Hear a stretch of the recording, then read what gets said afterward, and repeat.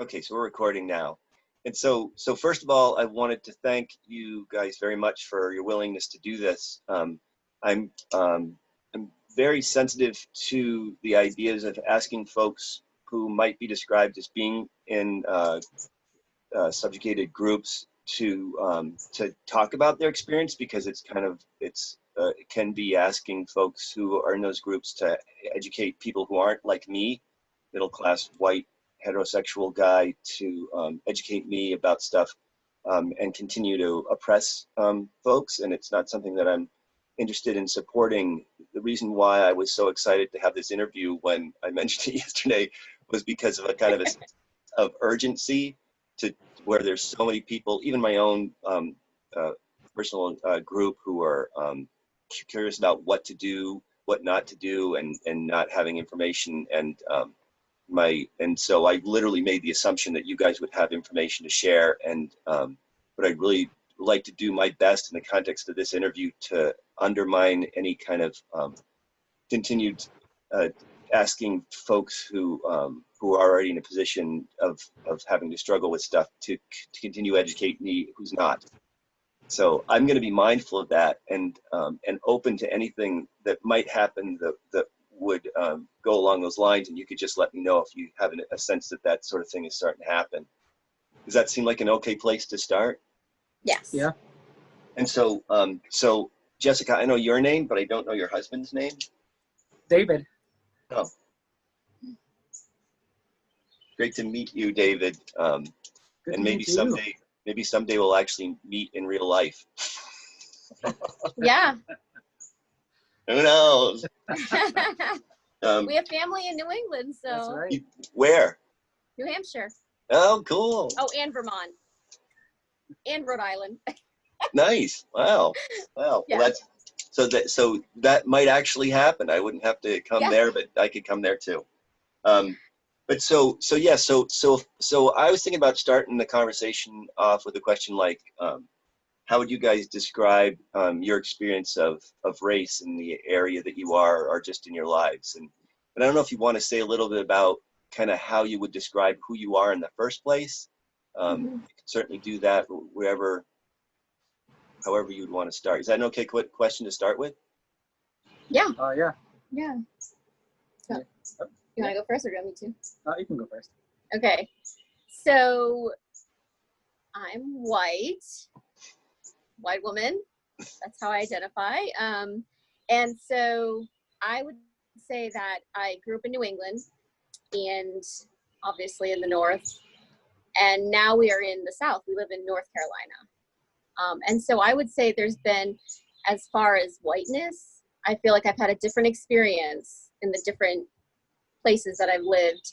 And before moving here to the South, we lived in the Midwest. We lived in Chicago, so it's Midwest, but it's also a giant city. So I would say, though, that my experience of whiteness here in the South is different from the other two places, the other two geographic locations that I spent a good amount of time. And I think it's just trying to get my mind around what that means here. Like, what does it mean to be white here? And what does it mean, especially in the context of all of the race stuff that's happening? And what does it mean in the context of our family? So, we have three brown children, and they're going to have a very different experience than me growing up, or than either of us. They're going to have a different experience than either of us. So I think right now it's trying to figure out, what does whiteness mean here in this place where we are? Because I feel like it is different. And then what does whiteness mean in terms of bringing up brown children? And what does whiteness mean in terms of being married to a Black man in the United States? And I don't know if David, but in narrative, we take a lot of notes, and I'm just writing down, I'm literally writing down I'll write down the words that you use, because I want to make sure I come back to those words and not like paraphrase. But they're not like any kind of notes other than that. Can I just ask you, Jessica, one question before David has something to say? You say that you have brown children. I know like, so personally, from my experience, there was a long time in my life where African American was the term that I believed I was supposed to use. And recently I've learned from folks that black is the term that I'm supposed to use. And I still have a difficult time saying black because it seems like it's offensive. And Yeah. so you've said that you're married to a black man and that you have brown children. And I'm curious about, is there a, how did that term, the brown children, come to be? That came up in our conversations with them. So they see the difference in us. So he's obviously different from them, and they're different from both of us. And so they've made up their own category of brown. And because usually in the context of talking about race, we're talking about skin color. And so they actually, I think our oldest son called himself Caramel for a while. They've said mocha because they like food. So brown is the one that seems to have stuck because we do talk about skin color. And they know color in the simplest, like, kid terms, right? Crayons are black and brown. And they don't even really know what to call me because they can't call me white. But they, because I'm not white in the sense of the color white. So that's still a little confusing. They do call me peach sometimes, or red. They call me red because I get a lot of redness. But yeah, pink comes up too. Yeah, so they give us their terms a lot of the times, and we go with that. It's so, because my kids may have at some point talked about skin color, but because my wife is also white, they are white. My daughters, well, but we are also peach and or pink. And to what I'm learning from your children, who I really want to meet at some point, by the way. It's fantastic. But so yeah, it's part of the white privilege thing that we wouldn't even discuss skin color as a thing that would be. Can you say why you were talking about skin color? Well, I know, David, I want to hear what you have to say, and I'm like. Our first conversation around skin color happened when we only had one kid. He was about 3, and he learned about Martin Luther King Jr. And he had a little book about Martin Luther King Jr. and about how Martin Luther King Jr. was murdered. And we actually told him the whole story about how white people were really scared about what he was doing and what he was saying. And they didn't want him to do it anymore, and they didn't want him to say it anymore. And we also would celebrate Loving Day, which is the day the interracial marriage case in Virginia got won. What? Yeah, like, now, what day is this? Oh, I can't remember the date right now. I don't remember either. It might even be June. It might even be in June. But yeah, I have an alert in my calendar for when Loving Day is, and we talk about how it used to be against the law for people who were white and people who were black to have a marriage. And so we started when he was basically 3 years old was our first conversation, and it was pretty rough because he was so little and he didn't have any concept of really, and we lived in Chicago then too, so it was, we lived in a very diverse community, and so he didn't understand at that point how people separate by race. Incidentally, the date is June 12th. It is June. And the case was Loving versus Virginia. Versus the state of Virginia. So the Loving's not about. That was their last name. It was a family. Yeah. Loving versus the state of Virginia. Yeah, so it was a couple, and their last name was Loving. That's perfect. The Roe v. Wade is lame because Roe doesn't mean anything, Yeah. But that was so very great, right? fortunate. Yeah.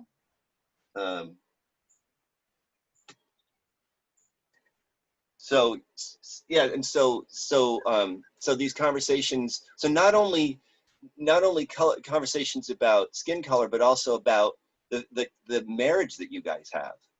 Mm-hmm. Which is David, what year was that? That's 1967. 67, yep. Wow. Yeah, it wasn't that long ago, right? No, only since 1967 was what you guys are doing even legal. Right. And your kids have a consciousness of that. Yeah, and so the conversation has evolved. So it started off with like, here's the reality of race in the United States. This man was trying to change that reality. And he was leading a group of people. Martin Luther King Jr. was leading a group of people to peacefully change this. And so now the conversation is less informative in that sense of history, but now it's more about safety. And we talk to them about how when we go in public, we really need them to stay near us and to follow instructions, because sometimes people think it's okay to touch and or harm their bodies. And a lot of times those people are white, and sometimes those people are police officers. And we talked to them about George Floyd recently, and we've talked to them about a lot of cases, not the littlest because she's still 4, but we have talked to the older two, especially in terms of their safety and how we need them to be near us when we're out in public, and we need them to follow instructions.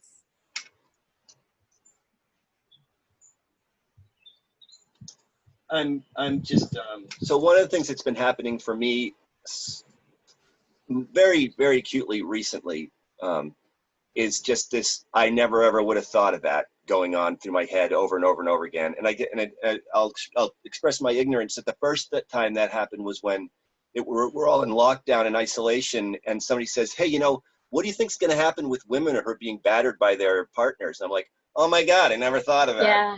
Or now all of a sudden, and so this idea that these conversations about safety aren't necessarily about what's going on right now. You're just talking about having those conversations about safety because you have to. Yeah. Right.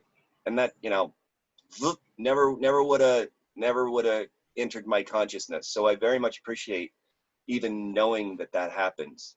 Now I could ask you a million questions, Jessica, but I don't want to miss an opportunity to talk to David too. And I don't know. So again, I'm very much wanting to make sure that that you guys are finding this useful thing to illuminate others, and that I'm not putting you in a position to once again educate people who need information, because you know it's part of what's got us here. But so if I ask you a question about like what it's like to be an African person in the United States, is that an okay question to ask? Yes, it is actually.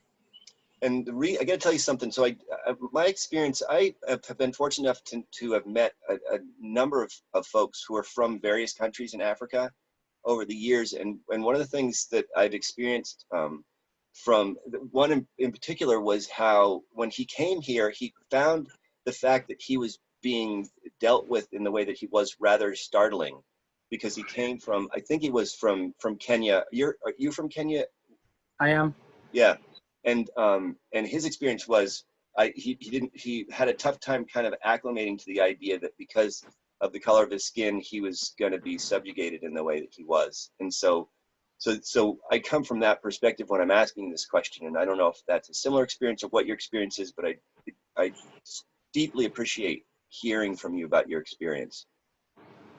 Oh, absolutely. So just my history is, of course, different from the Black American who basically has grown up here. I grew up in Kenya. I was 19 when I moved here.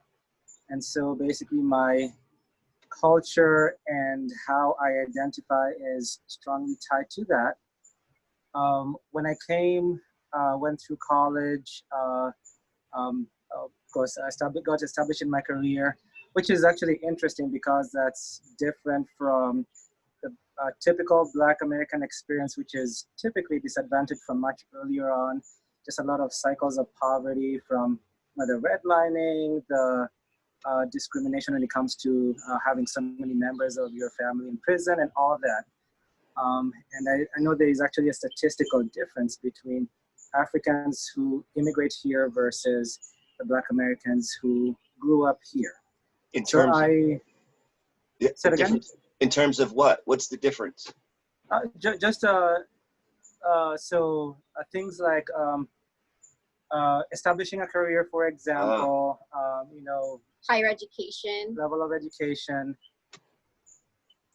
And yeah, it is interesting that I have experienced that personally and seen some of the differences. So I did not grow up seeing myself black because I grew up in Kenya, and it wasn't a thing to be black. There were other otherisms, and in Kenya it was primarily tribalism, but being black was neither here nor there. And of course, even though the British came and colonized a lot of Africa, including Kenya, still being black there is not anywhere close to what it is to being black here. So I had to be enculturated into what it means to be a black man, um, including the fears and anxieties that actually go with that. I Daddy, we're watching a movie. Does he want to watch us? hold on, baby girl. I'll join you a little bit later. We're doing a video, okay? But it might be over there. I'll come and join you. I promise, okay? That was our youngest. Love you, baby. Can't make it an hour. No, that was 19 minutes though. That was like a marathon. That was pretty good. That was pretty good. Yeah. So yeah, the fears and anxieties. Yes. So just being randomly pulled over. I've had experiences where I've been pulled over, and as soon as Jessica becomes part of that conversation, there's a whoa, okay, you can go. And that's happened more than once. And for example, being pulled over, and then she just leans forward from the passenger seat, and then you see the expression on the officer's face change, and they begin to quickly backtrack from the original tone. Well, they first come up to the window already amped up and super aggressive in a way that I had never seen them treat me or my family, all white. And so that's the first thing that even I noticed. I was like, whoa, whoa, whoa, why are you so upset? Like, we are not breaking laws. Nobody's being violent. Nobody's being aggressive. And you're coming up to the window, super aggressive. And so I say things like that. And that's probably why they back down a little bit. Wow. So, But can I stop you for a second? Because Dave, so in some ways that was also, so it was unusual for you, Jessica, but in some ways it was also unusual for you. well, yes, but of course in Kenya, you know, there's also police, and they would pull you over, and so being pulled over was not in itself something that was unusual. I imagine that, you know, security processes, somebody would have to get pulled out of line, pulled over, that kind of thing. But I had to learn to basically see how differently I was being treated than somebody else. So, for example, to be conscious of the fact that I walk in a store and I'm being watched, I just learned to look and observe the folks who are pretending not to watch me while they were watching me. and so to be aware of myself and the way I carry myself in that way. Not only, of course, I haven't thankfully had that many encounters with law enforcement, but just in general, just noticing that, for example, very consistently, I'll be when I'm with Jessica, the interaction with somebody else tends to be much more favorable and respectful, and you feel like a client than a nuisance, for example, depending on what the setting is. So I had to learn to see myself as a black man, and how to keep that physical distance when appropriate, how to watch my body language, and how to recognize when I was being treated that way. And it's so many little things too. So for instance, when we've gone to the hospital to have our children, like I'm in labor, he will change into a shirt and tie so that he is treated differently. And so that they would question that the child is mine, for example. Or that I'm with him. I'm sorry, I was totally wiped out by the last thing. But what was that you just said? The idea that in a setting like that, I would not want there to be a question of, hey, is this really your child? Did you abduct them, for example, a black man walking around with a child like that? My eye really hurts. I'm going to come and put it for you in just a second, okay? Edie, I'm going to come and do that. Maybe I will help her so you can. Yeah, kid emergencies. yeah, they happen. Yeah. Can you say, would I really appreciate it if you'd be willing to kind of share what you mean by what you mean by what it means to be a black man? What it means to be a black man. Wow. So this thing that you learned. Right. So just realizing that you are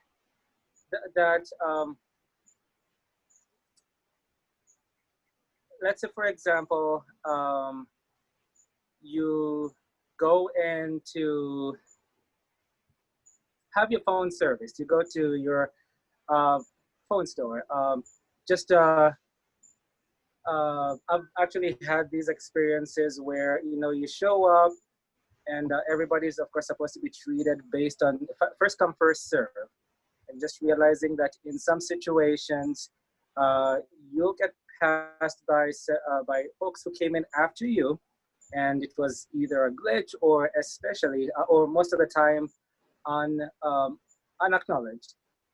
I've been in the situation where, again, going to the phone service, I went in 2 different times. The first time I was just dressed down. I was in a t-shirt and shorts because that's how I happen to be dressed, and I needed my phone serviced. I was the only person in the store, and I was not acknowledged for a long time. And so when I went up, there was a level of lack of courtesy, even rudeness. Then I come back to this exact same store, and I recognize the actual employees who were there from the time before. They must not have recognized me because when I was dressed up in a shirt and tie, I got the "yes, sir, how can we help you?" Very different treatment. So just realizing that often if I don't get treated in the way that I would anticipate, there might be something behind that. That's not just me. It's a bias against me. When I get, pulled over by law enforcement, just a really high level of anxiety that goes with being pulled over. Even if I didn't think I did anything wrong, just feeling really anxious and vulnerable. And also feeling that when I basically see these videos of the violence against not only the victims of the black men basically both being killed and being physically assaulted by law enforcement, but also the black protesters who are being thrown to the ground by protesting this abuse in the first place. So there's that connection which I feel to a large extent has been forced upon me because I am being treated that way. But I feel it would be naive of me to basically not just recognize that this is the reality I now live. So what did you just say? That this is the reality? So I feel that I would be naive to basically deny and fail to recognize that this is my reality, because it is everybody's reality in terms of their perception of me. So I can't disregard it, whether I accept it, believe it, or feel that I'm African anyway, not even African American. I'll be treated like a black person, a black man. Do you? So I'm just because otherwise you would be expecting now. So I'm not sure this is a question. It seems I have a statement that I'm going to make. because what you're literally saying is that you have to accept that you're going to be treated this way, because if you didn't, what you'd have to do is say, there's no reason for you to be treating me this way, because the only reason you were treating me this way is because of the color of my skin, right? And you're literally Well, not in a, you can't, you're like, well, you can't say that because it would be unreasonable for you to, but I'm not saying you're not right. I'm not saying you're not, but it's like the extension of what you're saying that's unspoken is that you're literally in a situation, and I just see, I know that it seems ridiculous what I'm saying right now, because it's like, duh, but it's just, it's that much more powerful to hear those words coming from you. here's the other level to it. Um, it's an awareness I have to have for my personal safety, I know. just I to know. survive in this world, in this American world specifically. What now? So, have you had experiences in? I know you've had experiences in Kenya, but have you had experiences in other places where that's not this American world, where things are different? So you mentioned Kenya. So Kenya is completely different. Haven't traveled that much since being here in Kenya. Sorry, since being here in the U.S. Um, so yeah, can't really, or Remember I should say, in London though, when we're in airports. well, that's true. I got picked out in London, and actually, this is a great story. We were on a layover in London, traveling to Kenya actually, and we were in the airport, literally coming out of the plane.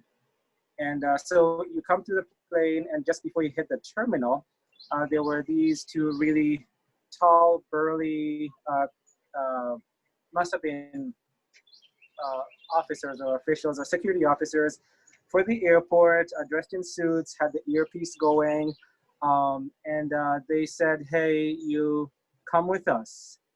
And so the tone, everything about them, led me to believe that they were security officials. And so they stopped me right there in the hallway, asked me what I was doing, where I was going, where I was coming from. And I was imagining to myself, well, I just left the plane. I'm just landing. I couldn't have had a chance to go anywhere, cause trouble, that kind of thing. And so Jessica had walked ahead. They must have not realized that we were together. And so she realized that I was not with her. She turns around and comes back. And she says, "Excuse me, can I help you?" And they say, "Who are you?" And just keep walking along. And then she said, somehow, yeah. She I said, communicated. I'm not going anywhere because he's my husband, Right. and I'm going to go where he goes. And then their response was, "Then both of you go along, move along." And it just ended that way before I'd even finished answering their questions. So clearly there was not a need for information based on how quickly I was dismissed. And these are the types of things that you can just disregard of, oh, just an innocent error. But if you keep seeing it over and over, it really makes you question. And of course, it's not just my experience. Yeah, but I'm so grateful that you're willing to share it, because it's I don't know, I just appreciate hearing it directly from a person. But I'm thinking about this idea of sort of the power that Jessica has. Right? Right? And so what do you think about that, Jessica? How would you describe that power? Well, it's connected to what I was saying earlier about different ways I've experienced whiteness.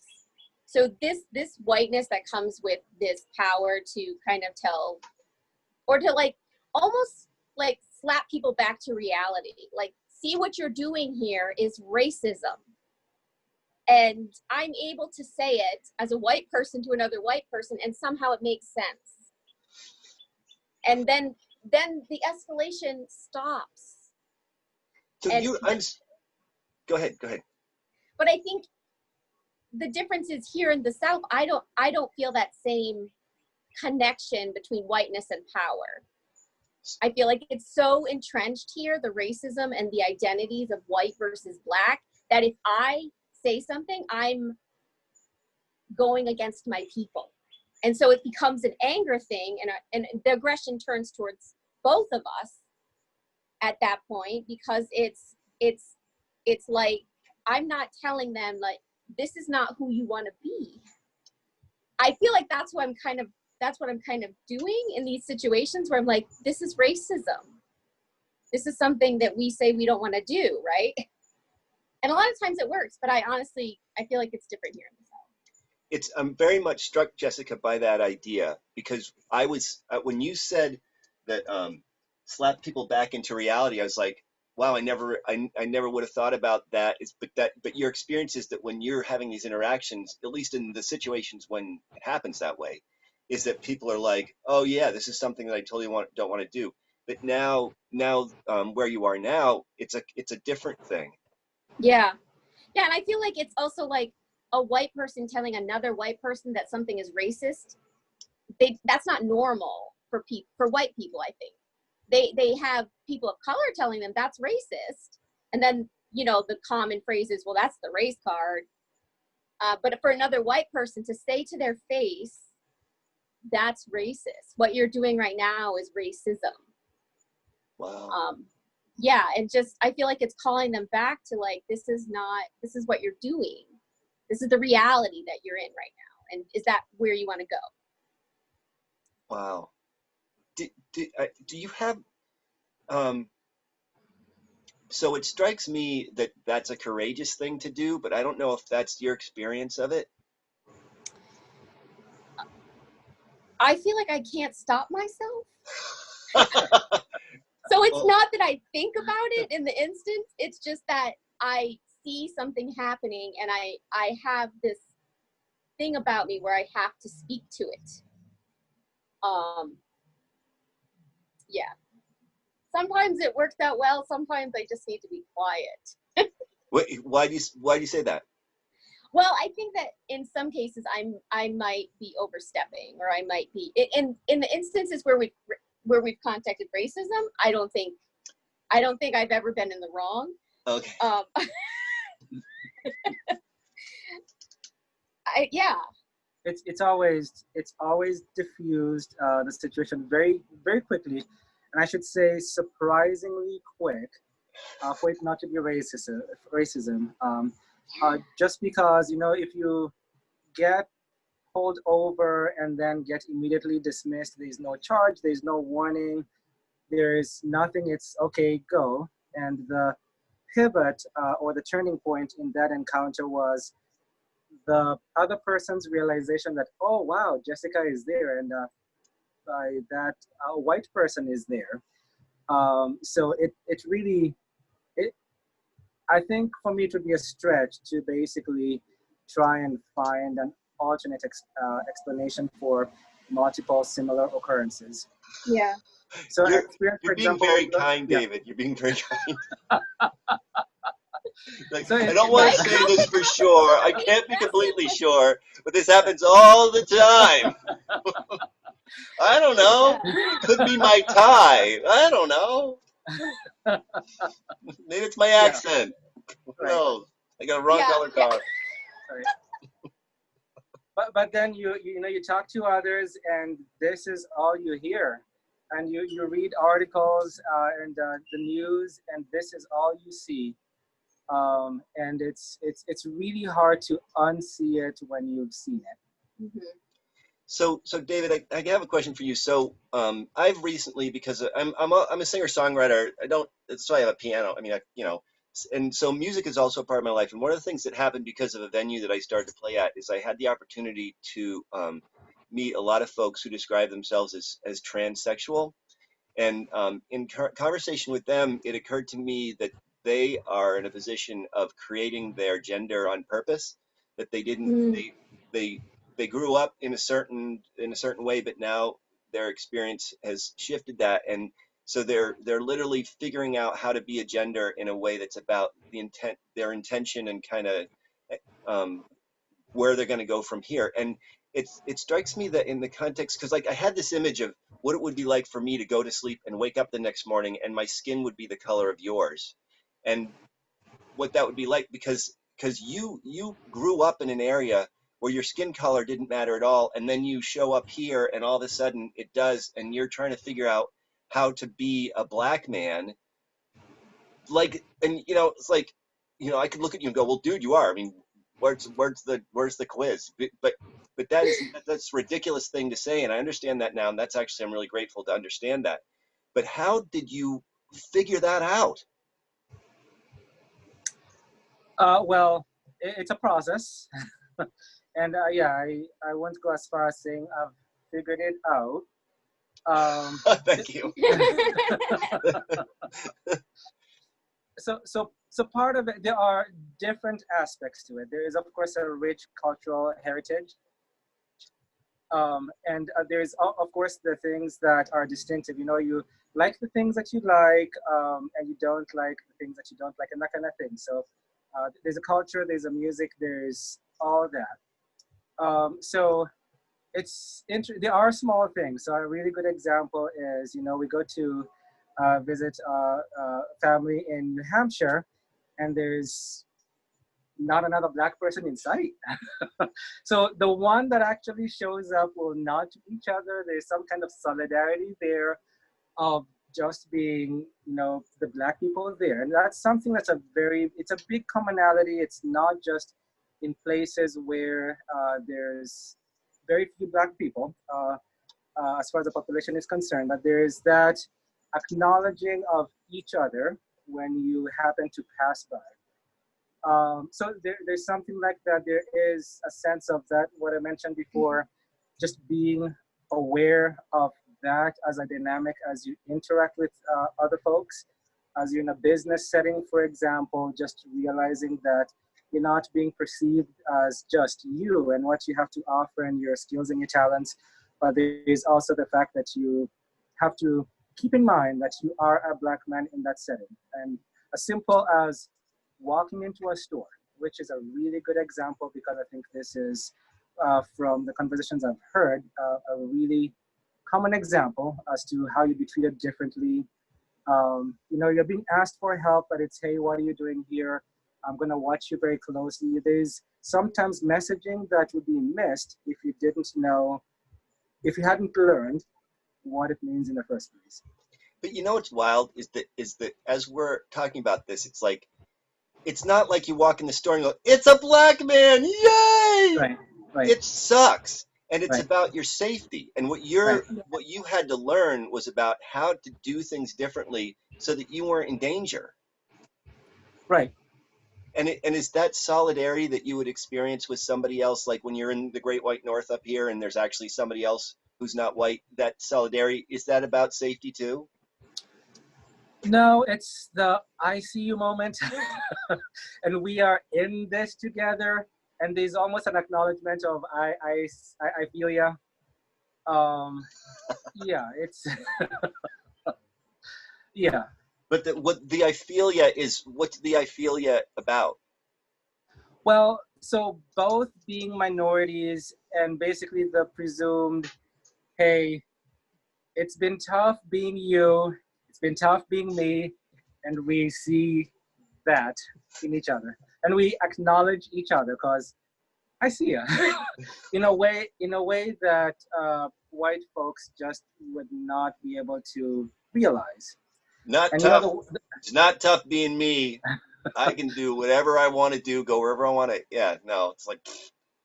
Right. And I think it's one of those things where it can't be explained. You almost have to live it or hear it, or in Jessica's case, live with it, because she's seen it. Yeah. And so it's one of those it's an I see you moment, and a recognition of their how do I put it? Maybe a sense of value and worth that, you know, a black person would not feel that they get from society. So just that acknowledgement of, hey, you exist and you are worth something, and I see that. So I'm going to ask a question that, so I don't know, Jessica, you're familiar with the Just Therapy folks in New Zealand? I've heard of them, yeah, but I'm not familiar. Yeah, you want to find out about these guys because this is a group of people that literally their whole day is they so it's a I've actually been to the building. I was fortunate to go to the building. I screwed up the date, so I didn't actually get to meet with anybody, which is, you know, kind of a me thing. But yeah, so I got there. It was a day late because I don't know how Oh that happens, but it's no. not like I'm gonna go back. But anyway, so I was in the building, and they literally there's 5 indigenous groups in New Zealand, and then there's the white folks, and they have the office building set up so that they have they get in respect to that specific reality, and then they're constantly figuring out ways to interact that don't perpetuate oppression, that don't perpetuate Mm. suppression, and so their ideas are something that I'm is conscious of, and it's part of what informs me in trying to have conversations that don't kind of perpetuate oppression. And so the thing that I'm about to say, I want to say in a way that is sensitive to that, and so we can figure out how to do this together, because it's because it's an important I think it's an important thing for me, but I don't know if it's an important thing for you, David. And I'm going to ask you, David. And so maybe that's the thing. If this isn't an important thing for you, then don't answer this question. But the question is, in the context, so like, let's say you come to Portsmouth and I see you. Is there any way that I can convey to you that that um that I've got your back, or that I'm a person that you don't have to be concerned about, and that I, if in fact you were targeted in the square in downtown Portsmouth, I would be standing by you the whole time, no matter what? Is there a way? Is there a way that could be conveyed in a way? I'm a random white guy that you have no idea who I am. Wow, that's a good question. So here's my best answer. As somebody that I don't know, as a stranger, I would say I don't know how that would be possible. Um, I think for the people that I have in my circle that I trust like that, those are people that I know. I answering for myself, don't know how that would happen outside the context of a relationship with me. So there are white people in my life that I feel would stand right there next to me, but that's because they know me and I know them. That's my best answer for you. I appreciate that answer, and I just it will be a quest for me to try to find an answer to that question, just because I think part of the fact that it's that you don't know how to answer that question is part of the reason why I want to try and find an answer to that question, because it's a way to undermine your experience. But I realize that you mentioned the trust thing. It's extraordinarily important that you would be in a trusting position in relation to somebody, because how the hell would you know? And you know, the fact is, if the shit were to really hit the fan, I could completely bail and pass and merge into the crowd of whiteness, and nobody would know me from the next guy. Mm-hmm. Right. You know. So, but I appreciate your directness, and I appreciate that you didn't just try to come up with a thing to make me feel better. Because I don't need that. I think there people in my position, that's the last thing we need. Mm-hmm. Right. So we've only got about 15 minutes left, but we haven't had an opportunity to say really anything about the fact that you're a couple, aside from the kind of what has happened, in terms of Jessica being able to come in and kind of do this magic with David, and how it's different, where you are now. But the fact that because I know that in this area, couples, the idea of couples who are, do you guys, how would you describe yourself? Is it mixed race or what? Or, Biracial, mixed race. Yeah. Yep. so biracial couples holding hands around here has only been not dangerous, and in some instances it still is dangerous, but it's only been less dangerous in maybe the past 5 years, as far as I'm concerned. And so your experience of that is, and it seems like, has that also changed as you've moved from place to place? Yes, I think so. I mean, when it, we've gotten some really nasty. So we have another visitor. Um, so we've gotten looks here, definitely. I would say because when we were in New England, we lived in Boston, so it was a little bit different there.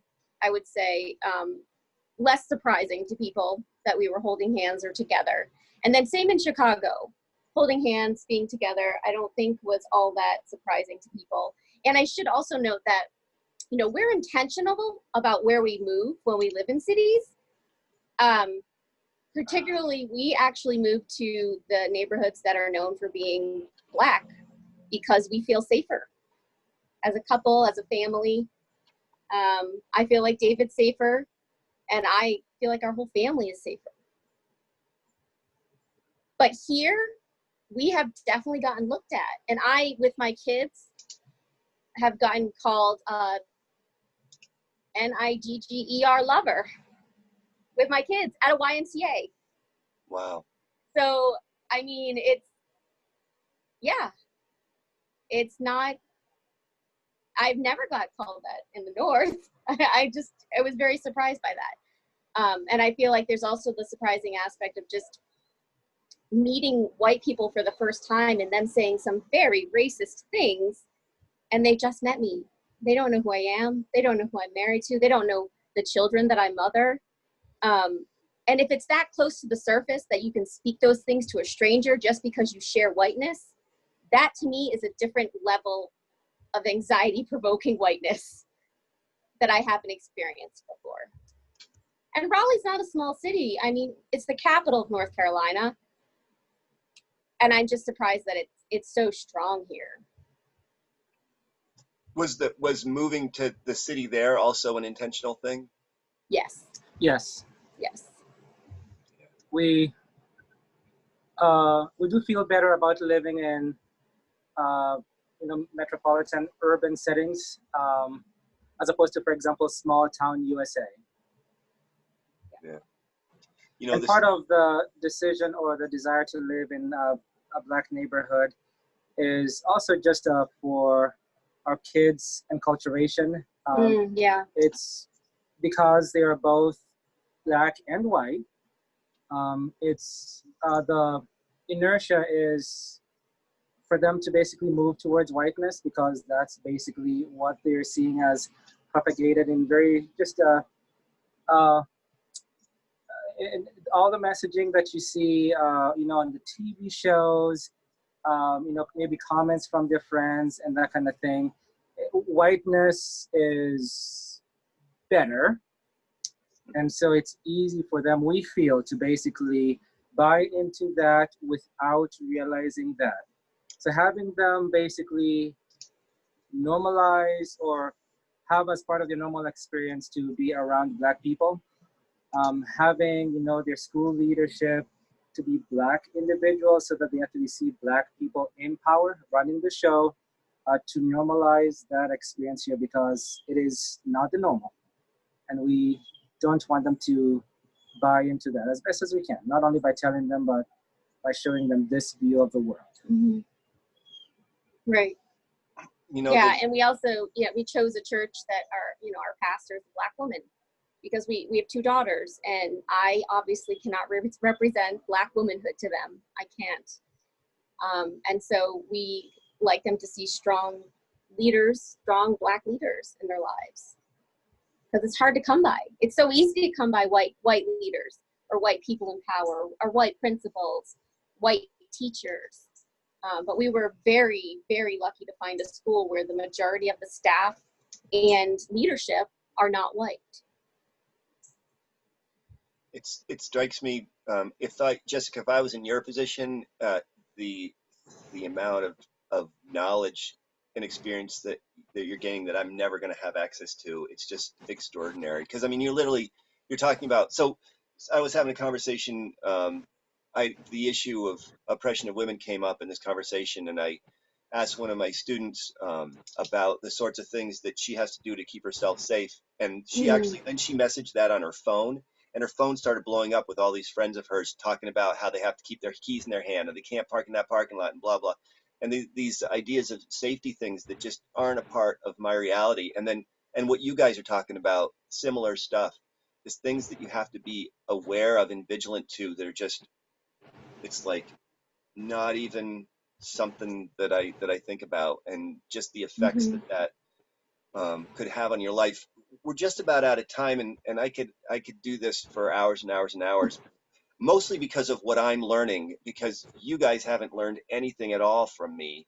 And that's part of the thing that, you know, that I'm aware of and sensitive to. But I'm so grateful that you were willing to have this conversation and to illuminate people about the depth of what's going on and the complexity of what we're faced. And so I'm very grateful for what you've brought to my life. If it brings stuff to other people's lives, that will be fabulous too. But I just want you to know that you've accomplished something already. And also wanted to let your kids, how grateful I am to your kids to allow you guys to take this time to do this. So you can tell them that for me. Oh, Is we there any, will. is there anything else that you wanted to say before we end the recording? I think my challenge is for a white person listening to this, um, trying to figure out what it means for them. Um, I think my word that I would like to leave them with is there's a different reality for a Black person living in America as opposed to a white person living in America. And just a willingness to see that and to hear that, whether they understand or not, I think is my challenge. As basically, hey, saying it'd be a good place to start, Mhm. just to hear that. Yeah, and I would say that as a white person who's, I guess, had to be educated in a different way of being, is that we don't have to accept the narrative of whiteness that we are inheriting.